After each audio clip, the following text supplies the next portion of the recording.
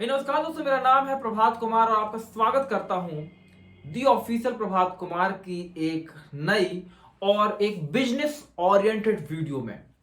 दोस्तों, यदि आप कोई भी बिजनेस शुरू करने वाले हैं या फिर आप एक एमएसएमई छोटा सा काम कर रहे हैं, आप एक कॉलेज स्टूडेंट हैं या फिर आप एक ऑलरेडी एग्जिस्टिंग बिजनेस को चला रहे हैं, आप फैमिली बिजनेस चला रहे हैं, किसी भी तरह का आप काम कर रहे हैं या फिर आप एक ऑर्गेनाइजेशन को रन कर रहे हैं, काम आप जो भी कर रहे हो, लेकिन यदि आप एक संस्था, एक ऑर्गेनाइजेशन, एक कंपनी या सरल शब्दों में कहा जाए तो एक एम्पायर खड़ा करना चाहते हैं, तो बिजनेस पॉइंट ऑफ व्यू से कुछ ऐसी चीजें हैं कि जो वो 7 स्तंभ या कह सकता हूं मैं, ये 7 पिलर्स होते हैं, उनके बारे में बताने वाला हूं, जिनके बारे में यदि आपका माइंडसेट क्लियर हो गया या जिनके बारे में आपका कॉन्सेप्ट क्लियर हो गया तो आपको एक अच्छा खासा बड़ा एम्पायर या एक बड़ी कंपनी या फिर कुछ भी जो आप ऑर्गेनाइजेशन खड़ा करना चाहते हैं बड़ा करने में बहुत ज्यादा हेल्प मिलने वाली है।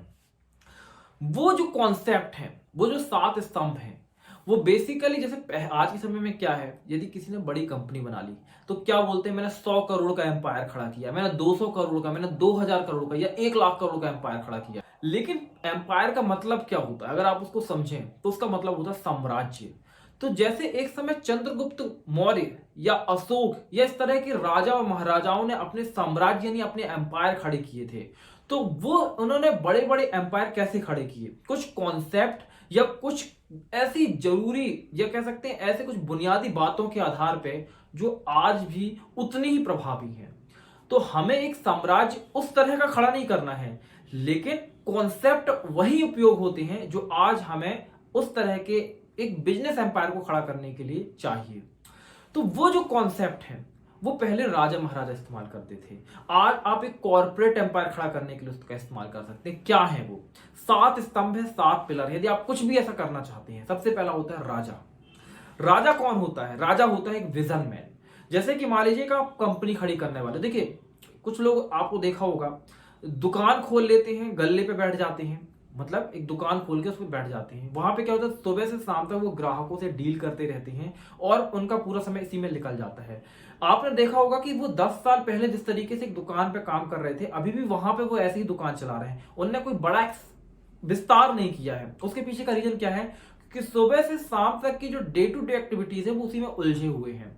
लेकिन पहले के समय के जो राजा होते थे वो डे टू डे एक्टिविटीज नहीं करते थे, बल्कि वो एकांत और अपने सिंहासन में बैठते थे और वो ज्यादातर समय सोचते थे कि अपने साम्राज्य का विस्तार कैसे करना है। मतलब यदि कोई व्यक्ति अपनी दुकान में बैठा हुआ और दिन भर वहां पे बिजी रहता है तो उसके लिए बड़ा मुश्किल हो जाएगा उसका विस्तार करना, क्योंकि वो डे टू डे एक्टिविटीज में अपनी पूरी स्ट्रेंथ खत्म कर रहा है। लेकिन अगर वो उससे बाहर आ जाए तो किसी भी ऑर्गेनाइजेशन के अंदर एक ऐसा व्यक्ति होना चाहिए जिसको नेता या राजा कहा जाता है, जो कि एक विजन मैन होता है, एक दिशा देता है पूरे एम्पायर को, पूरी कंपनी को या पूरे ऑर्गेनाइजेशन को कि कल 5 साल बाद, 2 साल बाद, 2 महीने बाद या 2 दिन के बाद हमको क्या नए फैसले लेने हैं और कहां पे वो देख रहे हो उस ऑर्गेनाइजेशन को।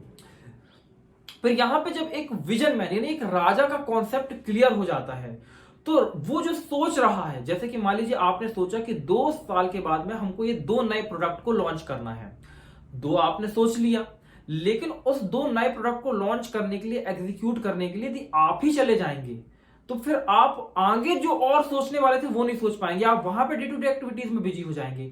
तो उस चीज को एग्जीक्यूट करने के लिए पहले के समय में राजाओं के अंतर्गत मंत्री होते थे जो कि अलग अलग अपने डिपार्टमेंट संभालते थे और वो उस काम को करते थे। तो यदि आप ऐसी ऑर्गेनाइजेशन चला रहे हैं तो आपके पास भी ऐसे मैनेजर्स होने चाहिए, ऐसे प्रबंधक होने चाहिए, जिसको पहले समय मंत्री कहा जाता था, आज समय हम प्रबंधक कह सकते हैं किसी ऑर्गेनाइजेशन के अंदर, जो कि वो पूरे जो और मान लीजिए आपने एक फैक्ट्री लगाई, अब आप फैक्ट्री के अंदर हमेशा बैठकर तो नहीं देख सकते कि क्या प्रोडक्शन हो रहा है, तो पूरा उसके लिए प्रोडक्शन की एक टीम होनी चाहिए जो आपका प्रोडक्शन को देखे।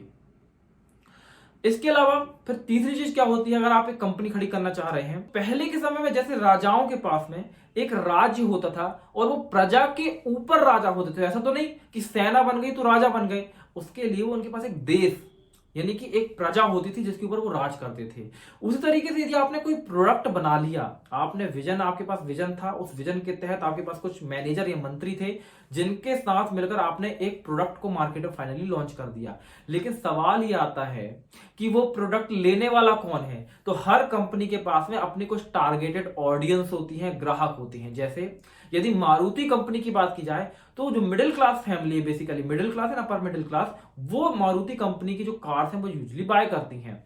लेकिन इसी की जगह जो कुछ BMW अपर क्लास की जो कार होती हैं वो बिजनेसमैन या जो अपर क्लास के लोग होते हैं वो बाय करते हैं। तो हर कंपनी को पता है कि उसकी टारगेटेड ऑडियंस क्या है और वो किसको अपने प्रोडक्ट या उत्पाद या सेवा बेचने वाले हैं।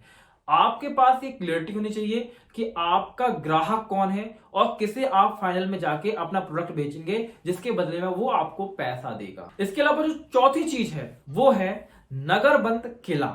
नगरबंद किला क्या होता है? एक ऐसा हेडक्वार्टर, पहले के समय में राजाओं के पास में नगरबंद किले होते थे जहां पे अंदर बैठ के उनकी पूरी टीम होती थी, वो डिस्कस करते थे, बड़ा शांतिपूर्ण तरीके से फैसले ले पाते थे।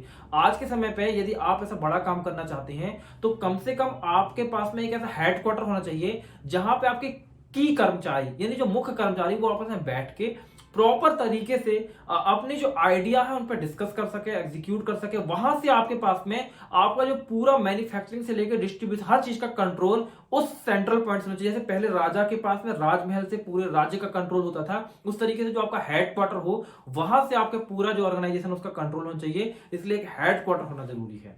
यहाँ पे जो पांचवी चीज सामने निकल कर आती है वो है राजकोष।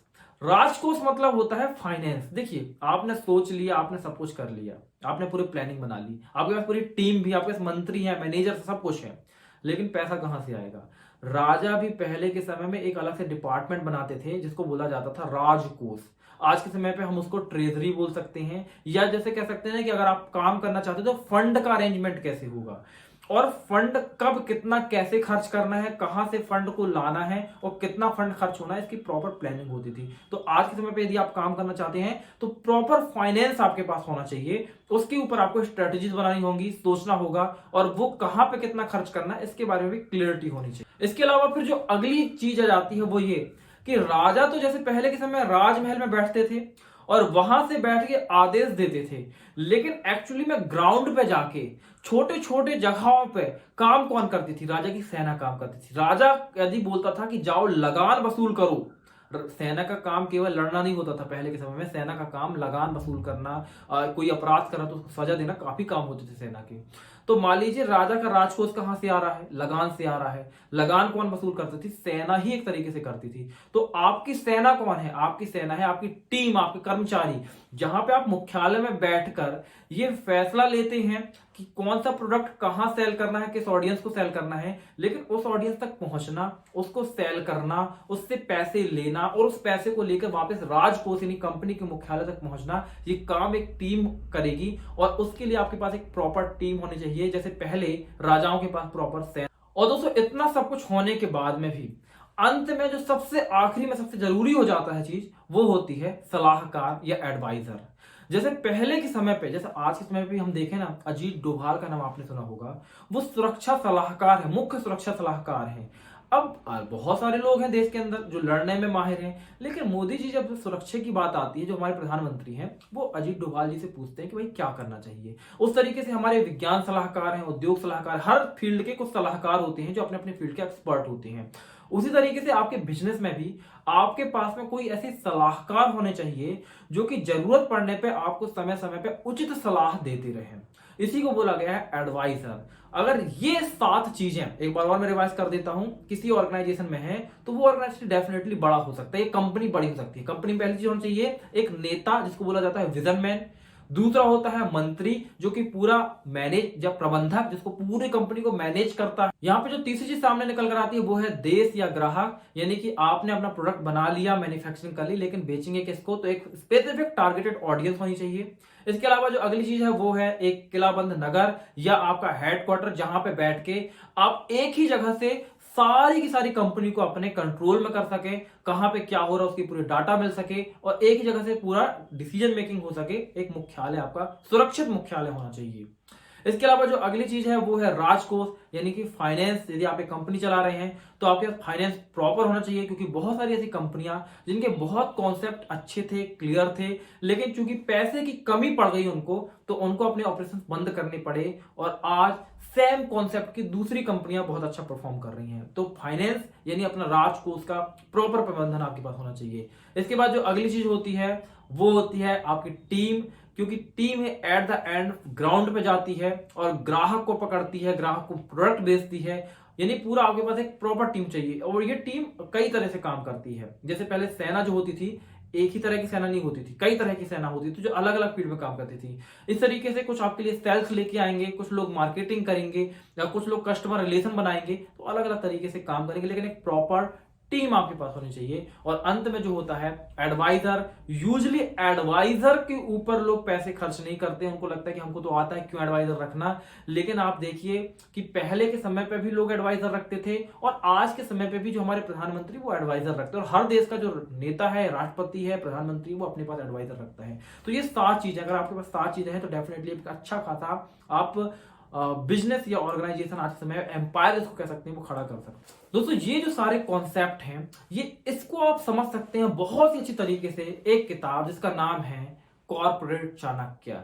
तो ये किताब से मैंने ही कॉन्सेप्ट सीखे हैं और मैंने आप तक पहुंचाए। तो ये आप चाहें तो इस किताब को Amazon से बाय कर सकते हैं। तो इस किताब की जो लिंक है नीचे डिस्क्रिप्शन में मैंने दे रखी है, उस पर क्लिक करके आप इस किताब को परचेज कर सकते हैं। और इसी तरीके के और कॉन्सेप्ट समझने के लिए यदि आपने अभी तक इस चैनल को सब्सक्राइब नहीं किया है तो डेफिनेटली सब्सक्राइब करके बेल आइकन दबाकर ऑल सेलेक्ट कर लीजिए, ताकि इस तरह की जब वीडियो मैं अपलोड करूं तो उसका नोटिफिकेशन आप तक पहुंचे और आप प्रॉपर तरीके से लाइफ, बिजनेस और मोटिवेशन से रिलेटेड जो वीडियो हैं वो प्राप्त कर पाएं, देख पाएं और अपनी लाइफ में इंप्रूवमेंट ला पाएं। मिलता हूं अगले वीडियो में, तब तक के लिए जय हिंद, जय भारत, वंदे मातरम।